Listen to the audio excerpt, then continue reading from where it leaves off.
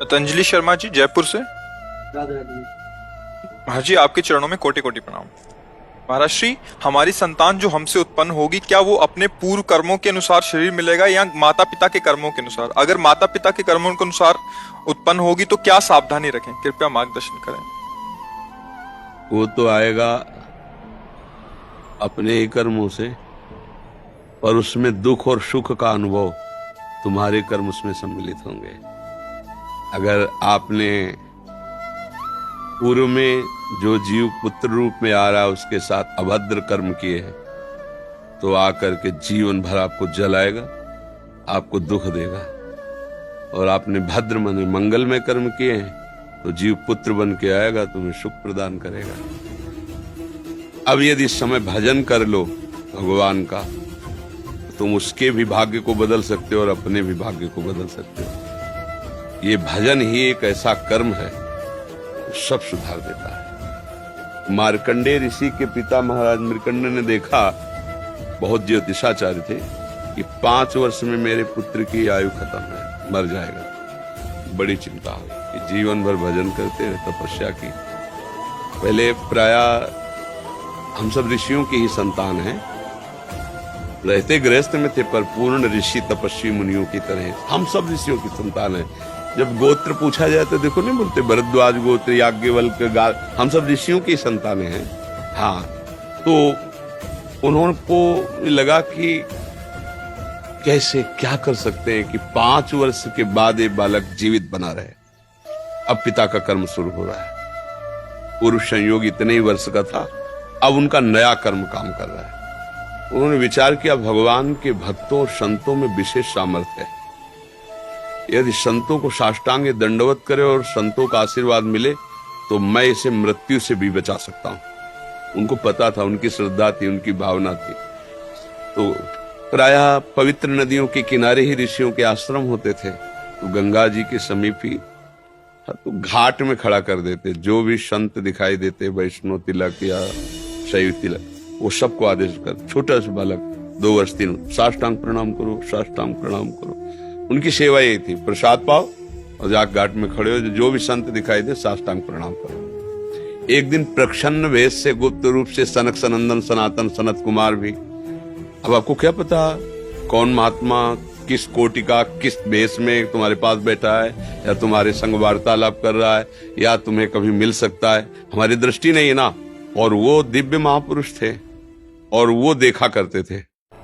जब साष्टांग प्रणाम किया तो चारों संत वेश में थे, उनका चिरंजीवी भाव, बस वो आ गए। महाराज मेरी दृष्टि अचूक है, आप सनक सनंदन सनातन सनत कुमार, चारों ब्रह्म कुमार है ना, प्रच्छन्न वेश से आप घूम रहे, ये तो अभागी है, 5 वर्ष में इसकी मृत्यु हो जाएगी। और आप कह रहे चिरंजीवी भव, तो आपके वचन मिथ्या या इसका भाग्य मिथ्या? इसी बात में बैठे थे कि कोई ना कोई महापुरुष जब फंसेगा तो ये भाग्य को मिटा सकता है, साधारण थोड़ी मिटा पाता है, महापुरुष ही मिटा पाता है, उसमें सामर्थ्य होती है। तो उनका ठीक है, चिरंजीवी तो रहेगा ही।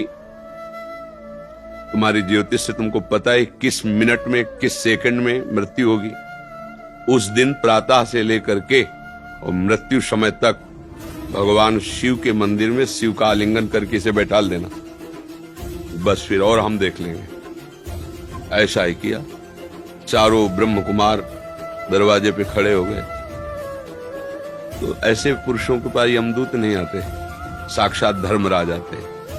धर्मराज ने देखा सनक सनंदन सनातन सनत कुमार, तो उनका इस जीव का समय हो रहा है, आप आदेश करें तो मैं इसे ले जाऊं।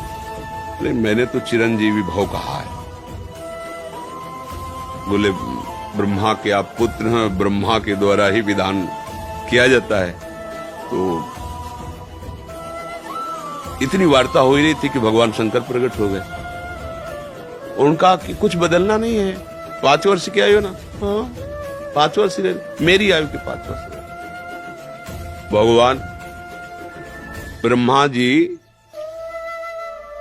एक सुई लेकर के ऐसे कमल में छेद देते, आका 1 वर्ष हो जाता है। वो क्रम जब समय का लेंगे, जैसे उत्तरायण दक्षिणायन देवताओं के दिन रात, ब्रह्मा जी का दिव्य 100 वर्ष का जो आयु का विवरण है ना, उसको जब पढ़ो तो होश खराब हो जाएगी। एक दिन में 74 मनु बदल जाते हैं, इंद्र बदल जाते हैं एक दिन में। और भगवान का समय, वो जो ब्रह्मा जी का समय, निमेष, पलक झपकना, इतने ब्रह्मा की पूरी आयु हो गई। 5 वर्ष उनके, आज तक मार्कंडेय जी जीवित है, उनको चिरंजीवी ऋषि कहा गया है मार्कंडेय जी का। अगर पिता भगवान का भजन करे तो अपने भाग्य और पुत्र के भी भाग्य को बदल कर जैसा चाहे वैसा कर सकता है। भावी मेट सके त्रिपुरारी। अगर भजन बल है तो फिर आनंद ही आनंद है, नहीं तो दोनों के कर्म संयोग से ही संयोग बनता है। तो तुम्हारे पुत्र रूप में आ रहा है। अभी हमारा आपका पूर्व जन्म का कोई संयोग तो आपको देखते ही चिढ़ पैदा हो जाएगी। आप ऐसे वचन बोलेंगे कि मेरा हृदय जलने लगे, ये आदमी क्यों आया हमारे सामने? वो हमारा कर्म है जो आपको भी जला रहा है, मेरे को भी जला रहा है, दोनों में द्वेष पैदा कर रहा है। और अगर अच्छा देखते ही ऐसा लगा कि मानो हमने बहुत समय से अपने प्रियजन को बाद में देख, ऐसा लगता है ये तो हमारे बहुत प्रिय, और देखकर आनंद है, आप जाओगे खुशी हुई, हमारे खुशी हुई, क्या हुआ? कर्म ही सबको दुख सुख देता है और कुछ नहीं। अगर कर्म को कोई मिटा सकता है तो भगवान का भजन मिटा सकता है दूसरा नहीं। खूब प्रभु का आश्रय लेकर के उनकी लीला गायन करो, नाम जप करो, सब ठीक हो जाएगा। और गर्भस्थ शिशु को भगवत चर्चा सुनानी चाहिए, उससे प्रभाव पड़ता है। जैसे माँ गर्भवती है तो चाहिए कि स्वयं स्वाध्याय करे या फिर परिवार के जन कथा कह रहे हो चुपचाप शांति से बैठ के सुने और नाम जप करे, तो गर्भस्थ शिशु पर उसका प्रभाव पड़ता है। जैसे प्रहलाद जी जब कयाधु जी के गर्भ में थे तो नारद जी अपने आश्रम में लेकर के उनको भी भगवत चर्चा भक्ति का उपदेश किया, तो ऐसे महान भागवत 5 वर्ष में विश्व विजेता हिरण्यकश्यप को परास्त कर दिया। 5 वर्ष की आयु प्रहलाद जी की है और विश्व शक्ति संपन्न हिरण्यकश्यप परास्त कर दिया। अभिमन्यु जी गर्भ में ही थे, चक्रव्यूह का वेदन की क्रिया बताई तो 6 द्वार वेदने की क्रिया तक वो जगती रही, 7वें विश्व हो गई। तो फिर वो मतलब गर्भस्थ शिशु पर बाहरी चर्चा का प्रभाव पड़ता है, बाहरी आचरण का प्रभाव पड़ता है। यदि हम नाम कीर्तन, भगवत चर्चा, भगवत कथा वार्ता, उसमें भक्ति का अंकुरण हो जाए, गर्भस्थ शिशु में उसका प्रभाव पड़ जाएगा।